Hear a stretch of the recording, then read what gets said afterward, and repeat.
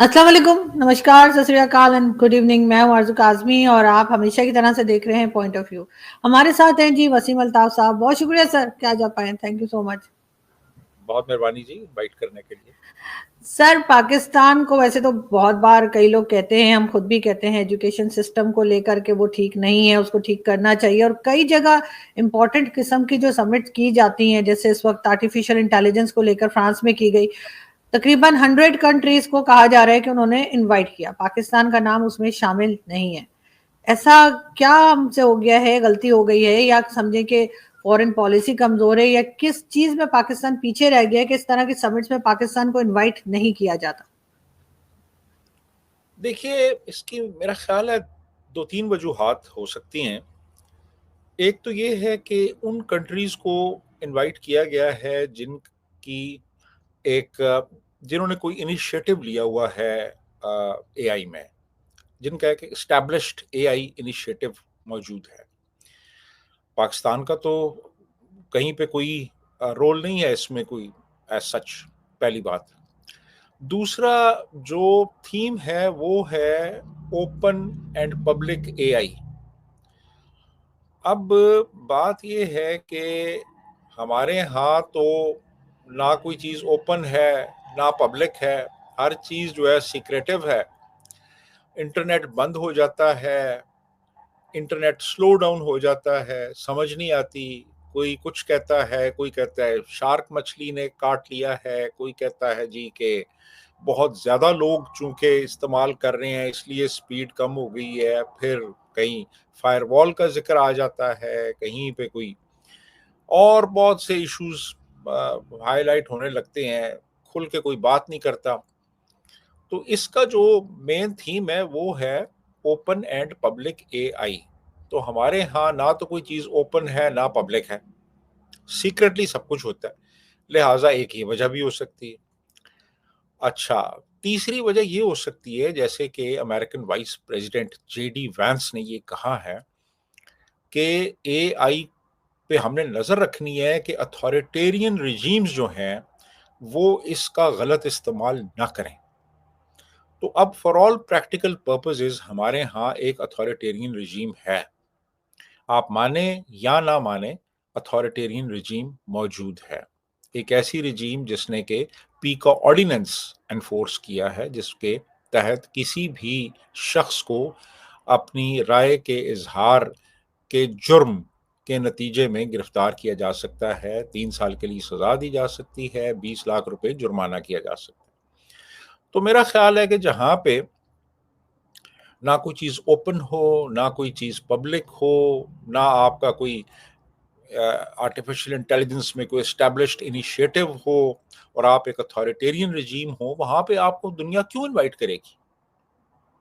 100 سے زیادہ ملک وہاں پہ موجود ہیں، ان کی ریپرزنٹیشن ہے، پاکستان کی نہیں ہے، انوائٹ ہی نہیں کیا گیا. جی آرزو، آپ کی آواز نہیں آ رہی،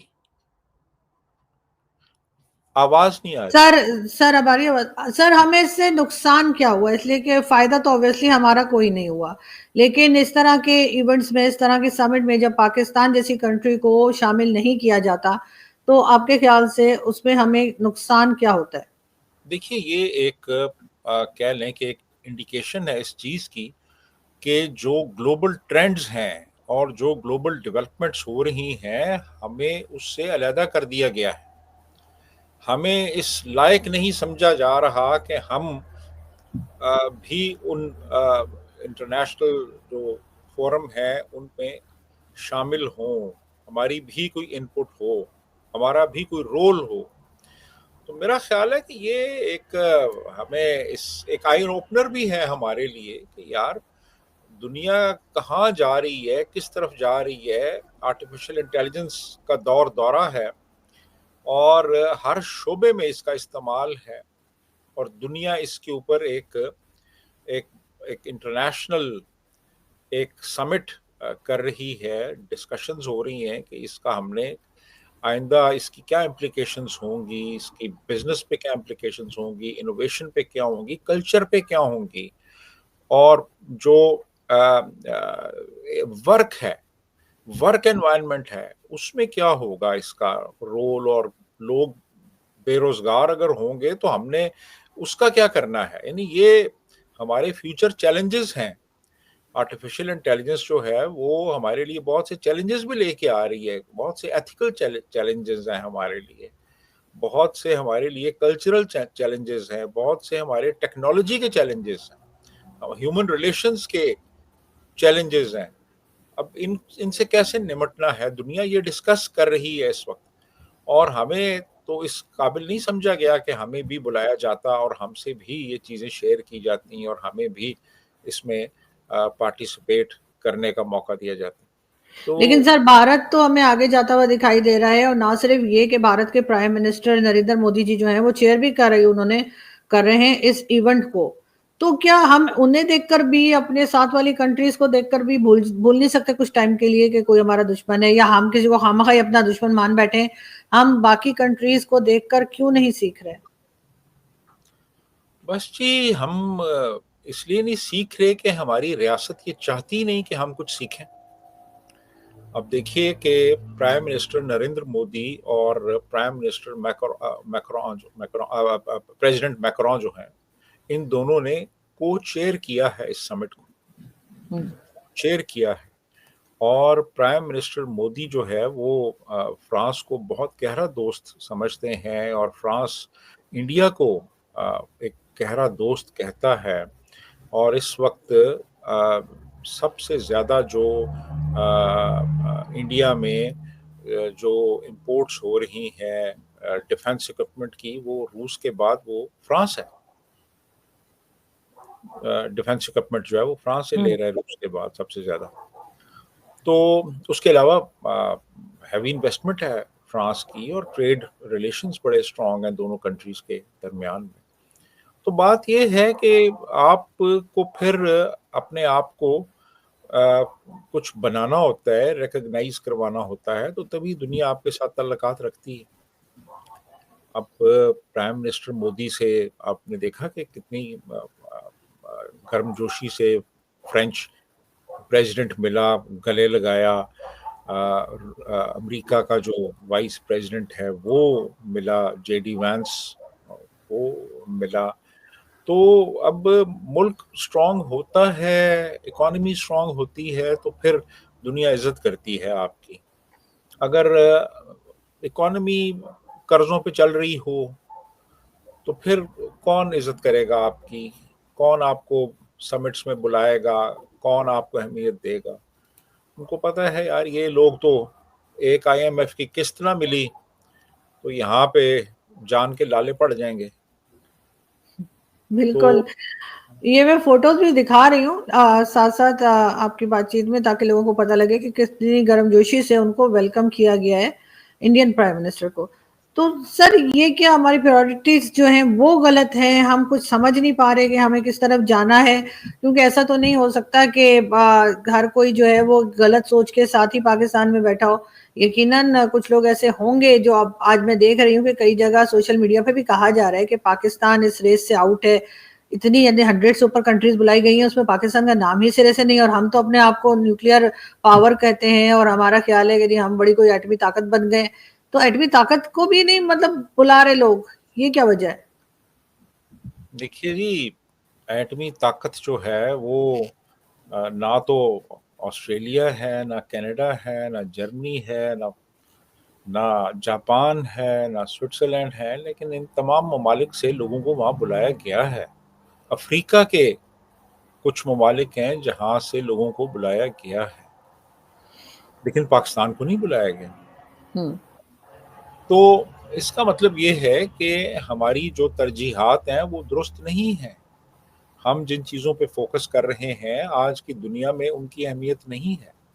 आज की दुनिया में अहमियत जो है वो आपकी आपकी इकोनॉमी की है, कि आप इकोनॉमिकली कितने स्ट्रांग हैं, आप क्या एक्सपोर्ट्स कर सकते हैं, दूसरे ममालिक को क्या दे सकते हैं आप, और आप दूसरे ममालिक से क्या इंपोर्ट कर सकते हैं, कितनी बड़ी आपकी मंडी है, और कितना एक इन्वेस्टर फ्रेंडली इन्वायरमेंट है।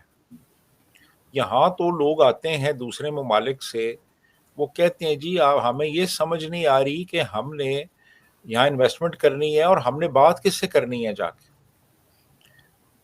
یعنی یہاں پہ طاقت کہاں پہ اوریجنیٹ کرتی ہے, کس جگہ جانا ہے, طاقت کا منبع کیا ہے یہاں پہ. تو بالکل یہاں ایسا ہی ہے. جی ایشوز ہیں لوگوں کے. جی سر آگے. اکثر لوگ پوچھتے ہیں کہ پاکستان میں بات کس سے کی جائے. بالکل ایسا ہی لوگ جو ہے وہ کنفیوز رہتے ہیں اس سلسلے میں کہ گورنمنٹ سے بات کی جائے یا اسٹیبلشمنٹ سے بات کی جائے, کہاں جائے. لیکن سر ساتھ ساتھ ٹرکی کے جو یا ترکیہ کے جو پریزیڈنٹ ہے وہ بھی کل تشریف لا رہے ہیں پاکستان میں. ان کے لیے بھی بڑا ایک دھوم دھڑکا ہے, بڑی باتیں کی جا رہی ہیں. آج آ رہے ہیں 13 تاریخ سنا تھا. 12 ہاں 13. اچھا 12-13 اوکے. تو کیا امید ہے ان کے وزٹ سے, کس لیے مطلب یہ وزٹ ہے اور کتنا امپورٹنٹ آپ سمجھتے ہیں اس وزٹ کو؟ یہ ایک ہے جی high level strategic cooperation council, Pakistan Türkiye high level strategic cooperation council. یہ ہائیسٹ باڈی ہے جو کہ ہمارے دو ممالک کے درمیان جو بزنس میٹرز ہیں ان سے ڈیل کرتی ہے. تو اس کا 7واں اجلاس ہونا ہے. 6 پہلے ہو چکے ہیں, آخری جو ہے وہ فروری 2020 میں ہوا تھا. تو اب 5 سال کے بعد اس کا ایک اجلاس ہونا ہے یہیں اسلام آباد میں. تو اس کے لیے یہ آ رہے ہیں. یہ ایکچولی پہلے ملیشیا گئے, پھر انڈونیشیا گئے, پھر اب واپسی پہ یہ یہاں پہ آئے ہیں. تو اس میں بزنس لیڈرز بھی ہوں گے, اس میں انویسٹرز بھی ہوں گے, اس میں کچھ ٹریڈ باڈیز کے لوگ ہوں گے. وہ سارے آئیں گے اور پھر ان کو یہ دونوں جو یعنی طیب اردگان اور شہباز شریف یہ کو چیئر کریں گے اس H L high level strategic cooperation council کو, ایڈریس کریں گے اور اس میں دیکھیں گے کہ مزید کیسے ہم اپنے ٹریڈ ریلیشنز کو بہتر بنا سکتے ہیں. کیونکہ دونوں نے ایگری کیا ہے کہ ہم اپنا جو ٹریڈ والیوم ہے وہ $5 بلین تک لے کے جائیں گے, جو کہ اس وقت بمشکل $1 بلین ہے. تو یہ 5 بلین بڑا ایک ایمبیشس ٹارگٹ ہے. تو اس کو حاصل کرنے کے لیے کیا کیا ہمیں کرنا ہوگا, دونوں ملکوں کو کیا اسٹریٹجیز اڈاپٹ کرنی ہوں گی, وہ چیزیں ڈسکس ہوں گی اور کافی سارے ایم او یوز بھی سائن ہوں گے. جی سر یہ بھی کہا جا رہا ہے کہ کئی میں نے مطلب لوگوں کو دیکھا بات کرتے ہوئے, ویڈیوز دیکھی, لوگ یہ بھی بات کر رہے ہیں کہ یہ دونوں کنٹریز پاکستان اور ٹرکی جو ہے وہ بھارت کے بھی اگینسٹ ہیں یا ان کو بھی پسند نہیں کرتے یا ٹرمز ٹھیک نہیں ہیں. اس لیے بھی دونوں کنٹریز زیادہ کلوز رہتی ہیں کیونکہ ترکیہ کے جو پریزیڈنٹ ہیں وہ کشمیر کے بارے میں بھی کبھی کبھار اسٹیٹمنٹ پاکستان کے کہنے سے دے دیتے ہیں. کیا یہ وجہ لگتی ہے آپ کو کہ دونوں کنٹریز کی نزدیکیاں بڑھ رہی ہیں؟ نہیں, میرا خیال ہے کہ یہ پیورلی ایک بزنس ایک فوکسڈ ایک ان کا ٹور ہے, اور اس میں کوئی اس قسم کی کوئی جو ڈیفنس الائنس کے حوالے سے کوئی ایسی بات نہیں ہے. اس میں یہ پیورلی انویسٹمنٹ اپرچونٹیز دیکھیں گے, بزنس بالکل اپرچونیٹیز دیکھیں گے, اور ٹریڈ والیوم کو کیسے بڑھانا ہے اس پہ بات ہوگی. ہاں یہ ضرور ہوگا کہ اگر آپ نے کوئی ڈیفنس اکوپمنٹ منگوانا ہے ٹرکی سے تو ہو سکتا ہے اس کی بات ہو, انرجی پروجیکٹس پہ بات ہوگی, تو لیکن اس سے زیادہ نہیں. اس سے زیادہ نہیں ہے. لیکن سر آئی ایم ایف کا ڈیلیگیشن بھی پاکستان پہنچا ہوا ہے اور مختلف لوگوں سے ان کی ملاقاتیں چل رہی ہیں. پرائم منسٹر شہباز شریف صاحب جو ہیں ان سے بھی ملاقات ہوئی ہے. اب ہم کب تک سر یہ آئی ایم ایف کے چنگل میں پھنسے رہیں گے؟ کیا کبھی پاکستان نکل پائے گا یا اگلے 200 سال اور ہم نے یہی کرنا ہے کہ کبھی ورلڈ بینک اور کبھی آئی ایم ایف؟ دیکھیں جی, فی الحال تو کوئی امکان نظر نہیں آ رہا. گو کہ شہباز شریف صاحب کہہ چکے ہیں کہ جی ہم ان پہ جو اپنی ڈیپینڈنس ہے اس کو ختم کریں گے اور انڈیپینڈنٹ ہم ایک سٹیٹس اچیو کریں گے, لیکن بظاہر کوئی امکان نظر آ نہیں رہا. بلکہ اب تو وہ جو آئی ایم ایف ہے انہوں نے ہماری جو یہاں پہ جوڈیشری ہے اور باقی جو گورننس ہے اس کو بھی کلوزلی مانیٹر کرنا شروع کر دیا ہے. تو اب بات یہ ہے کہ آپ کیسے ان سے پیچھا چھڑا سکتے ہیں، جبکہ آپ $7 بلین کا آلریڈی آپ ایک ان کے ساتھ آپ کا ایک پروگرام چل رہا ہے. $1.1 بلین آپ لے چکے ہیں آلریڈی. ابھی آپ نے ان کی ایک اور قسط آپ نے لینی ہے. تو میرا خیال ہے کہ فی الحال تو کوئی امکان نظر نہیں آ رہا کہ آپ کی جو ڈپینڈنس ہے اس پہ وہ ختم ہو جائے گی. آپ کی تو بہت ہیوی ڈپینڈنس ہے، اور ان سے پیسے ملتے ہیں تو پھر دوسرے ملک بھی اپنے قرضے رول اوور کرتے ہیں اور اپنے قرضے دوبارہ سے وہ ری اسکیجول کرتے ہیں. ادروائز اگر IMF نہیں دے گا تو پھر نہ آپ کو سعودیہ دے گا، نہ آپ کو UAE دے گا. وہ تو ٹھیک ہے سر، لیکن سر پاکستان اکیلا نہیں ہے جو IMF اور ورلڈ بینک کے پاس گیا ہے، اور کئی دوسری کنٹریز بھی جاتی ہیں اور کہا یہی جاتا ہے. اگر ہم کسی سے بات کریں پاکستانی سے، وہ کہتے ہیں ارے جی تو IMF کس لیے ہے، تو ورلڈ بینک کس لیے ہے، باقی کنٹریز بھی لیتی ہیں. لیکن باقی کنٹریز کے لون لینے میں اور پاکستان کے لون لینے میں آپ کو کوئی ڈفرنس لگتا ہے؟ آپ کو لگتا ہے کہ ہماری مجبوریاں کچھ زیادہ ہیں؟ دیکھیں، لون تو امریکہ بھی لیتا ہے نا. لون تو بہت سے یورپین ملک جو ڈیولپڈ ملک ہیں وہ بھی لیتے ہیں. لون لینے میں کوئی برائی نہیں ہے.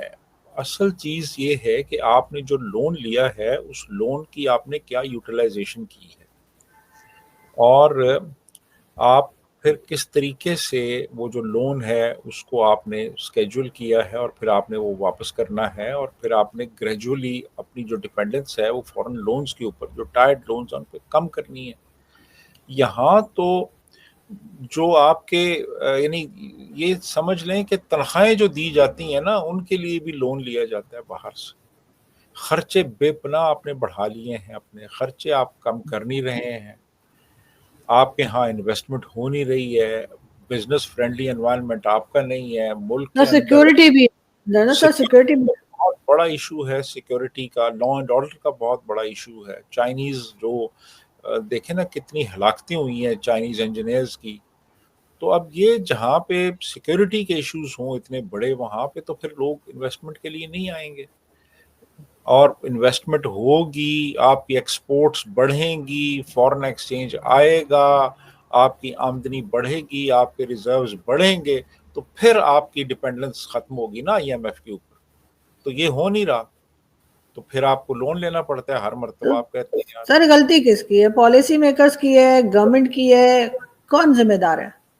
ڈیسیژن میکرز ہی جو ہمارے ہیں، اور وہ کون ہے وہ آپ بھی جانتی ہیں، وہ میں بھی جانتا ہوں، نام لینے کی ضرورت نہیں ہے. لیکن سر بار بار غلطی کرنے کے بعد نقصان تو ہو رہا ہے کنٹری کا. کیا ان لوگوں کو سمجھ میں نہیں آ رہا ہے کہ یہ اس کو اپنی سوچ کو اپنی یا اپنی پالیسیز کو چینج کریں؟ نہیں، وہ ان کے اپنے انٹرسٹس پورے ہو رہے ہیں، ان کی فیسلٹیز ویسی کی ویسی ہیں، ان کی عیاشیاں، ان کے مزے ویسے کے ویسے ہیں. ان کو فرق نہیں پڑتا کہ ملک کے ساتھ کیا ہو رہا ہے کیا نہیں ہو رہا. وہ تو ریٹائرمنٹ کے بعد باہر جا کے مزے سے رہیں گے. وہ مسئلہ تو میرا اور آپ کا ہے نا جنہوں نے اس ملک کے اندر رہنا ہے. تو میرا خیال ہے کہ وہ ان کا جو اپنا انٹرسٹ ہے پہلے، ان کے جو انسٹیٹیوشن کا انٹرسٹ ہے وہ پہلے، اور باقی جو ہیں وہ پھر وہ 25 کروڑ لوگ دیکھ لیں کہ وہ اس کو فیس کریں. تو یہ مگر جی سر بہت سے لوگوں کا کہنا ہے پاکستان میں پبلک باہر نہیں آتی. اتنا کچھ ہوتا ہے، اتنا کچھ غلط ہوتا ہے، مہنگائی ہوتی ہے، لوڈ شیڈنگ ہوتی ہے، کیا کچھ ہوتا ہے، پبلک باہر نہیں آتی پروٹیسٹ کرنے. نا پبلک جو ہے وہ پبلک بھی بڑی ڈسلیوژن ہوئی ہے لیڈرز سے، اور لیڈرشپ کا بہت بڑا کرائسس ہے اس وقت پاکستان میں، بہت بڑا کرائسس. یعنی اس وقت ہمیں کون لیڈر ہے؟ اگر چلیں ہم عمران خان کو لیڈر مان لیتے ہیں. اب عمران خان جو ہے وہ بہرحال یعنی ایک بہت بڑی تعداد پاکستانی عوام کی وہ اس کو سپورٹ کرتی ہے، لیکن وہ جیل میں ہے اس وقت. اس کی پارٹی ٹوٹ پھوٹ کا شکار ہے، ان میں کوئی کسی قسم کی انڈرسٹینڈنگ، کوئی ہارمنی نہیں ہے ان میں. عمران خان کے بعد اگر آپ کو میں کہوں کہ آپ مجھے کچھ 3 لیڈرز کے نام بتا دیں PTI کے، تو شاید آپ نہ بتا سکیں مجھے. تو اب علی امین گنڈا پور کے پیچھے تو لوگ نہیں کھڑے ہوں گے نا جو خود بھاگ جاتا ہے، یا اس کے علاوہ وہ گوہر علی جو ہے وہ کبھی اس سے جا کے ملتا ہے، کبھی وہ کہیں اور چلا جاتا ہے، وہاں جا کے وہ ملتا ہے، پھر ادھر چلا جاتا ہے، پھر ادھر چلا جاتا ہے. پھر اور بہت سے لوگ ہیں جن کی صبح کی سٹیٹمنٹ کچھ اور ہوتی ہے، دوپہر کو کچھ اور کہتے ہیں، اور شام کو کچھ اور کہتے ہیں. اب اس قسم کے جو لیڈرز ہیں ان کے پیچھے تو لوگ اب نہیں آئیں گے نا. obviously. یعنی لوگ آئے تھے نا یہاں بلو ایریا میں، تو اب وہ جو لیڈ کر رہے تھے وہ دونوں سب سے پہلے بھاگے، وہ پھر گولیاں ماری گئیں. تو وہ لوگ اب دوبارہ کیوں آئیں گے؟ سیدھی سی بات. تو بات یہ ہے کہ لوگ تب آتے ہیں جب کہ ان کو لیڈ کرنے والے ان کے آگے ہوں، اور وہ ان کو استعمال نہ کیا جا رہا ہو، جو کہ زیادہ تر دیکھنے میں آیا کہ ان کو استعمال کیا جاتا ہے. استعمال کیا جاتا ہے. تو لوگ بھی اب سیانے ہو گئے، ان کو سمجھ آ گئی ہے یار کہ ہم تو جیلوں میں جائیں گے اور مارے کھائیں گے، اور ہمارے لیڈر بھاگ جائیں گے وہاں سے، اور پھر ہاتھ ملا لیں گے انہی لوگوں سے جن کے لیے مار کھائی ہوگی. بالکل ایسا ہی ہے، جن سے بالکل مار ایسا ہی. کھائی. بہرحال کوئی امید فوری طور پہ تو دکھائی نہیں دے رہی چیزیں سنبھلنے کی، لیکن دیکھتے ہیں آگے کیا ہوتا ہے. بہت شکریہ کہ آپ نے آج جوائن کیا. Thank you. Thank you.